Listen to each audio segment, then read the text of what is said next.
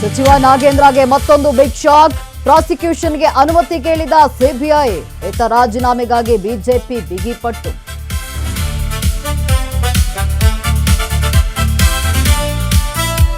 KPSC ಅಧ್ಯಕ್ಷ ಶಿವಶಂಕರಪ್ಪ ಮತ್ತೆ ಅಮಾನತು. ಸಂಪುಟ ಸಭೆಯಲ್ಲಿ ರಾಜ್ಯಪಾಲರಿಗೆ ಪತ್ರ ಶಿಫಾರಸು. ಪಶುವೈದ್ಯಾಧಿಕಾರಿ ನೇಮಕಾತಿ ತನಿಖೆ ಚುರುಕು.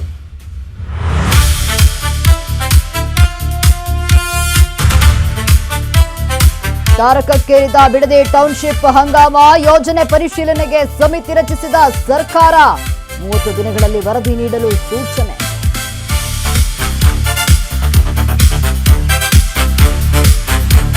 $3.85 ಕೋಟಿ ರೂಪಾಯಿ ಪಡೆದು ವಂಚನೆ ಆರೋಪ. ಓಂ ಪ್ರಕಾಶ್ ರಾವ್ ವಿರುದ್ಧ ದೂರು.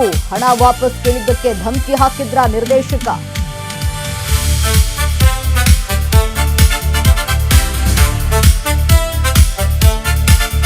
ರಾಜ್ಯದಲ್ಲಿ ಇಂದಿನಿಂದ ಮತ್ತೆ ವರುಣನ ಆರ್ಭಟ.